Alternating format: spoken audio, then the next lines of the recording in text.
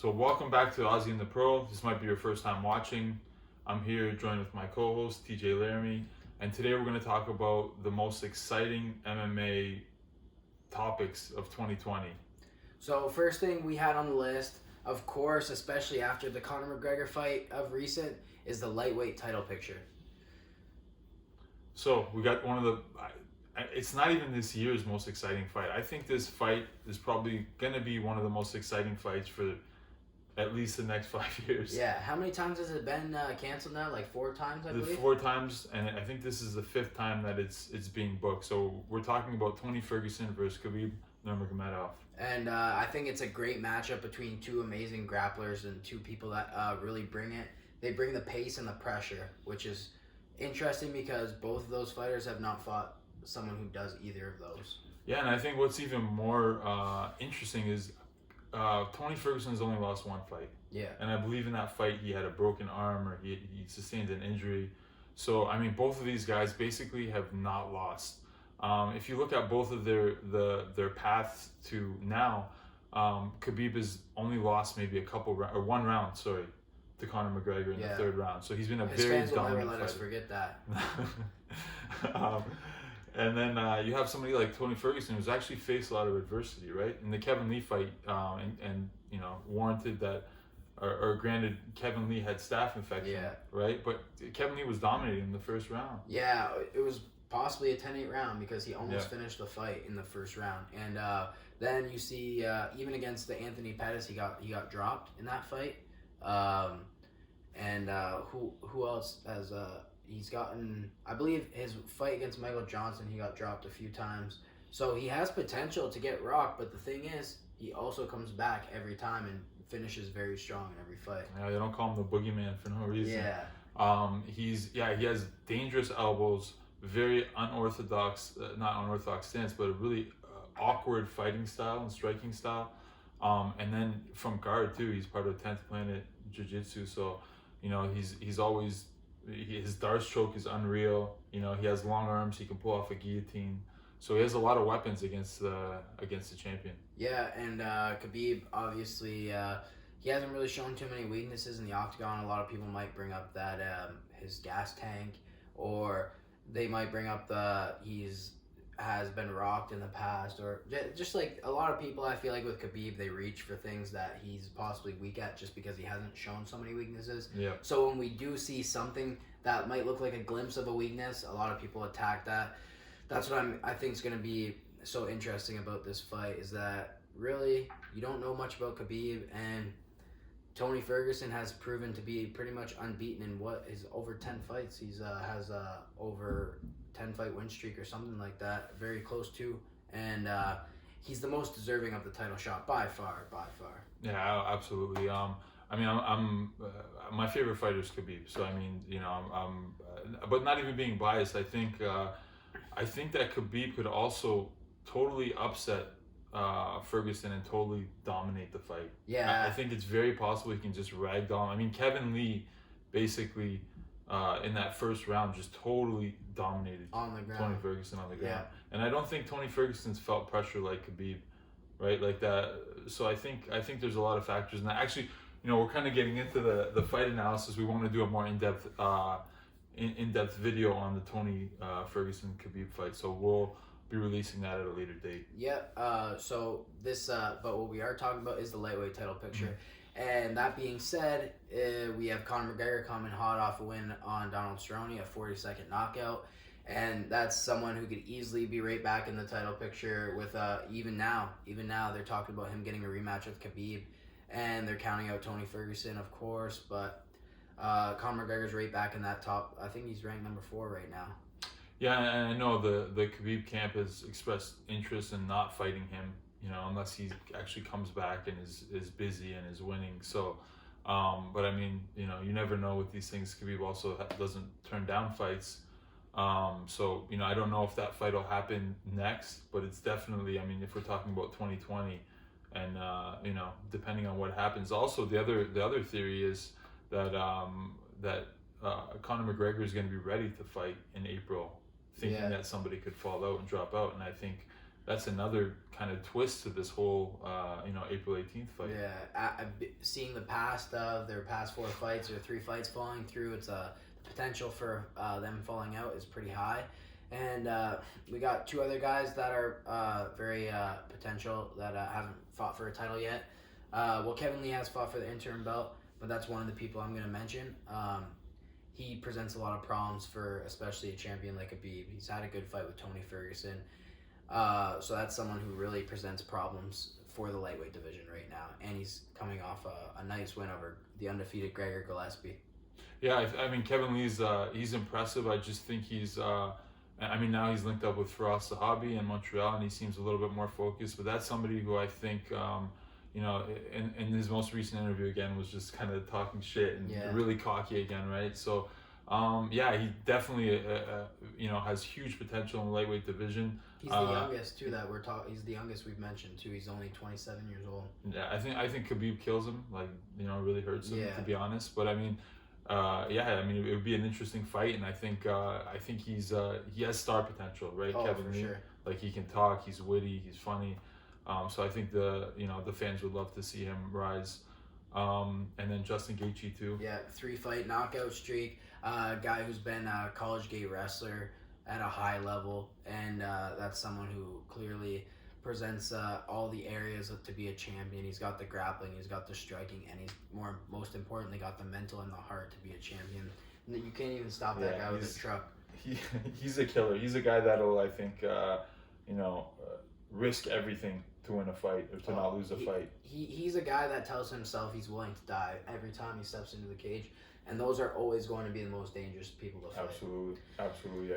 So the second thing we have here is Adesanya's star potential for 2020. We've seen his rise in 2019. I believe he fought 5 times throughout the whole year. It was 4 or 5 times, and he just exploded into the title picture out of nowhere. Yeah, in the last 2 years, he's fought. I think in the last 2 years, he's fought 6 times or 7. 6 times, I want to say. Yeah. But I mean, every fight, it was almost like, oh, now, Israel Adesanya meets his match, and everybody's talking about, oh, he hasn't been tested, and every time he's come up victorious. And I mean, it could be the fight of 2019, him versus Kevin Gastelum. Oh, right, personally, for me, that was the fight of 2019, hands down. Watching that fight live, I couldn't believe the amount of heart and will both fighters were showing, and especially Adesanya, someone who's usually such a clean striker, somebody that gets it done nice and quick, was able to just go through a war and come back and win. He was the one who the reason he won that fight was because of how strong he finished, and he was able to drop Gastelum 3 times in the last minute. Yeah, and the last round was insane. Like, I don't know how Gastelum survived that round, to be honest. Hats off to him. So I mean, like, this really brings us to now, right? I know Israel has a fight booked against Yoel Romero. Yeah. But to be honest, I'm very excited for that fight. But what I really want to see is Paulo Costa versus Israel Adesanya. Like, if you're asking me, in my opinion, and what we're talking about today, really, what's most exciting to us, it really is Israel Adesanya versus Paulo Costa. I mean, if Israel gets past Yoel Romero. Yeah. And that's what we mean. We're talking about his star potential. What he's been able to do to Kelvin Gastelum, what he's been able to do to everybody he's fought. Robert Whittaker, he walked out there and pretty much polished him off quick. He's got Yoel Romero next. If he does the same thing to him, then it's like, the sky's the limit for this guy. And then, of course, you got Paulo Costa standing right behind Yoel Romero, knocking on the door, waiting for his shot. He's injured. I think they're expecting him back by May. So. Yeah, so I'm sure... For someone who likes to stay as busy as Adesanya, he's probably going to get to both of those matchups out of the way by the end of 2020, and that will really be able to show his star potential at 185 and possibly even 205 in the future, as many of you guys have seen and know the back and forth between him and John Jones. Yeah, it's actually hilarious. Like, these guys make me laugh every time I'm on Instagram, or there was a while they were going back and forth at each other. So. But both those guys can fight too, right? Yeah. It's not just they're both technically undefeated. Yeah. Yep. Both have never lost other than John Jones' lone loss against Matt Hamill, which is not a real loss. He didn't lose the fight, but Yeah, so that's the Adesanya star potential is going to be something to look out for in 2020. And another thing we have here is the heavyweight title picture. So it's been kind of on the back burner for a little bit ever since Miocic got his belt back. Yeah, I mean, we saw Cormier versus Miocic. They're 1-1 basically right now. I mean, knockout on each end. Yeah, everybody's talking about the trilogy, so that's an exciting fight. I'm not gonna lie though. What I think is even more exciting is if Francis Ngannou gets through Rosenstruck, yeah, and then and then if Ngannou and Miocic fight again, that's the fight I want to see at heavyweight. Yeah, I feel like the matchups at heavyweight are just getting more and more in depth, and I think it's something a lot of people have forgotten about, seeing as it hasn't really been pushed. But having the beast that we do at heavyweight 265, these guys are throwing leather. You got Francis Ngannou coming through the ranks again, just knocking everybody out one shot pretty much, and then you got Cormier and Miocic. I believe they're having their trilogy fight, or they're going to be scheduled to have a trilogy fight soon, and that's an interesting fight. As like we said, they're 1-1 against each other. Cormier was handedly winning the second fight up until Miocic got him with that knockout. We know Miocic has a win over Ngannou, so it's really a back and forth throughout the whole heavyweight title picture. But there's some up and coming. There's some really good up and coming prospects though in the heavyweight division as well. Yeah, we were talking earlier about Cyril Gane. From France. Yeah, this guy. I mean, we talk about somebody who throws heat too, and who's a well-accomplished kickboxer, moving into MMA. I mean, he's been quite flawless, really, in his MMA career. He's finished every fight, I believe, except for his last fight against Tanner Boser, and he's really just ran through everybody. He hasn't lost a round. He's an exciting, explosive heavyweight too. Like he's somebody that'll bring some star power too. Or people want to see him fight. Exactly, and it's interesting that the two guys that are going in there and putting on the craziest performances are both heavyweights from France. Yeah. That being Francis Ngannou and Cyril Gane. And of course, we got another heavyweight in the talks that everybody likes to talk about, Greg Hardy. The guy has shown really natural athlete. Yeah. Natural athlete. The guy has somehow shown that he has amazing knockout power and has even been able to keep up with some of the best in the world. Yeah, it's scary with some of these. If we want to talk about natural ability and people with athletic ability, I mean, even Francis Ngannou didn't start training until later on in his life. You have Greg Hardy, who just started training 2.5 years ago or 3 years ago.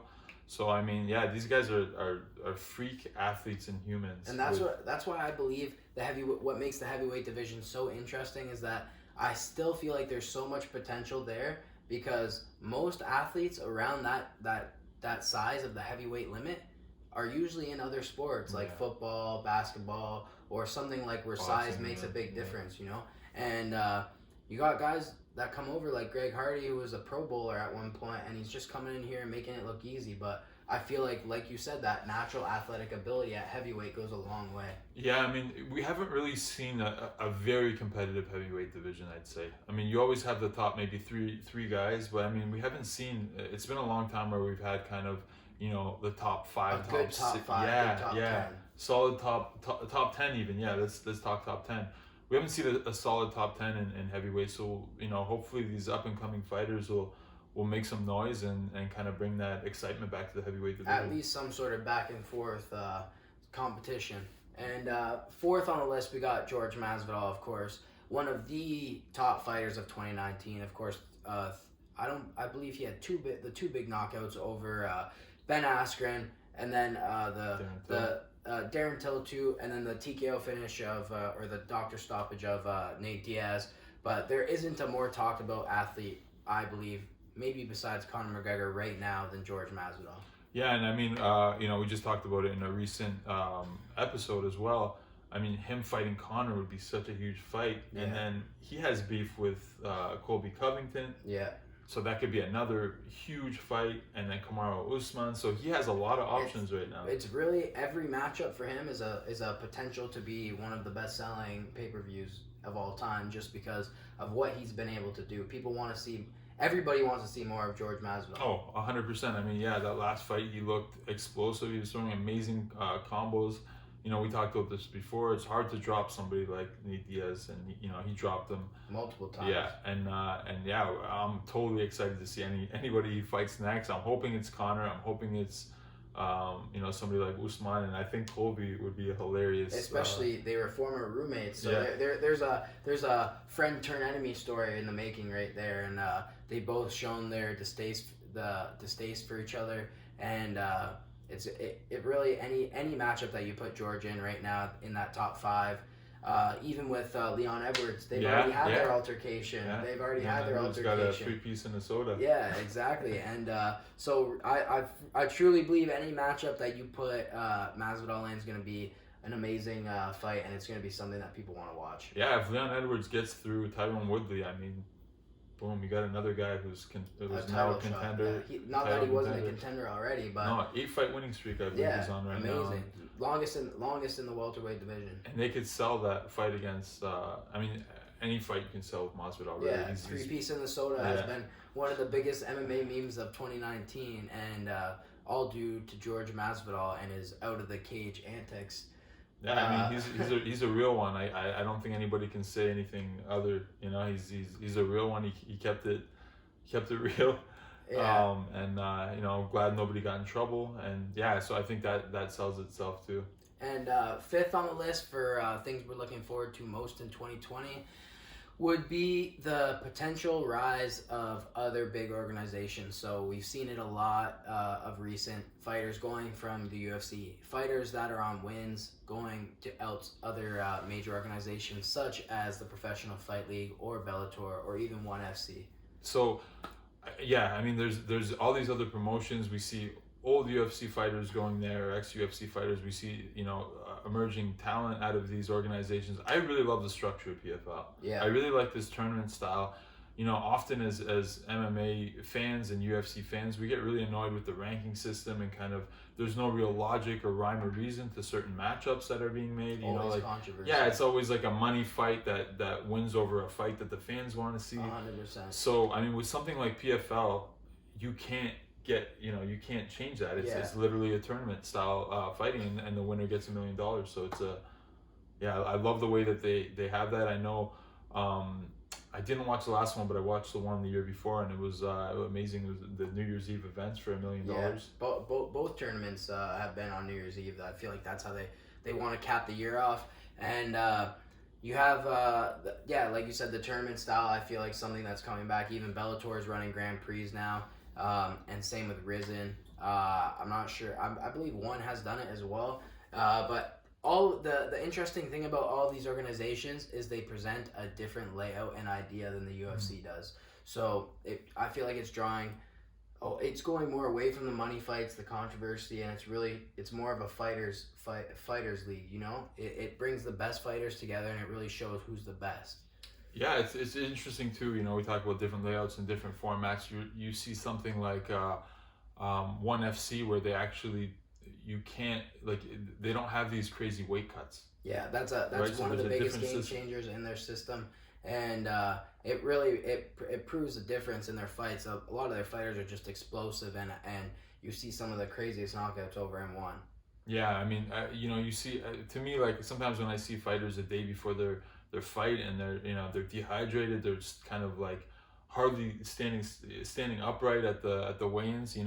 You can tell that you're kind of being robbed of this person's full potential, right? So so that's a kind of cool thing too that's happening with ONE FC. And then of course we got Bellator. They're running a featherweight Grand Prix right now, and what's interesting about PFL and Bellator is that they offer major cash prizes for the winners, $1 million cash prize in each tournament, and I really believe that it gives fighters more of a motivation and more of a potential to really want to make a career out of this and train hard.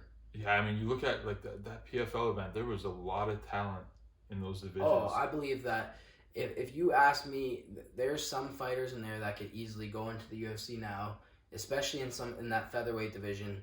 That's the division I really watch the most, and the Lance Palmer, the guy has the potential to be the UFC champion any day of the week, no problem. I've trained with him personally. I've been in there with him, and I've never felt a more strong human being in my life. The guy is a freak of nature, and That's just one guy in the tournament. There's a guy in the tournament itself who has a win over Lance Palmer, Andre Harrison, Mm-hmm. and that just goes to show you the talent that's in that tournament pool. We have Kabalaev, who was undefeated until he ran into Daniel Pineda, And Daniel Pineda got popped for steroids. and then he got popped for steroids. So it's like the potential for all these fighters are still there. We got Jeremy Kennedy, who's one of his only losses. He's only lost twice, and one of those losses being to Alexander Volkanovski. So it's just the potential of these fighters is just amazing. You know, when was it one FC and the UFC made that trade for Ben Askren and Demetrius Johnson, I thought that was an interesting concept, and like one thing that I look forward to in the future is cross promotional championships. And we are really starting to see that with Rizin and Bellator doing cross promotion shows, and they're sending. They're almost trying to make it a Rizin versus Bellator matchups, which is what they've done. A couple of my training partners, Darren Cruikshank, have actually participated on the card, as well as Jared Brooks. So it's been the potential for these other shows in 2020. I feel like it's just going to keep growing and growing, and we're going to really see those kind of organizations soar coming into 2020. So I'm going to put you on the spot here. What's the most exciting fight in 2020 for you? Of course, I feel like pretty obvious for me, Khabib being my favorite fighter, and because this matchup's just fallen through so many times, Khabib versus Tony Ferguson and the lightweight title picture is for sure what I'm most interested in. I'll second that. I mean, that's the obvious answer for me too. I've been waiting for this fight a long time, and as a huge fan of Khabib, it even makes me nervous. Like I know the how scary of a fighter Tony Ferguson is, so I'm really looking forward to that fight and really nervous for that fight. Yeah. So those are our top 5 things that we're looking forward to in 2020. And thank you guys for tuning into Ozzy and the Pro. Thank you, everybody.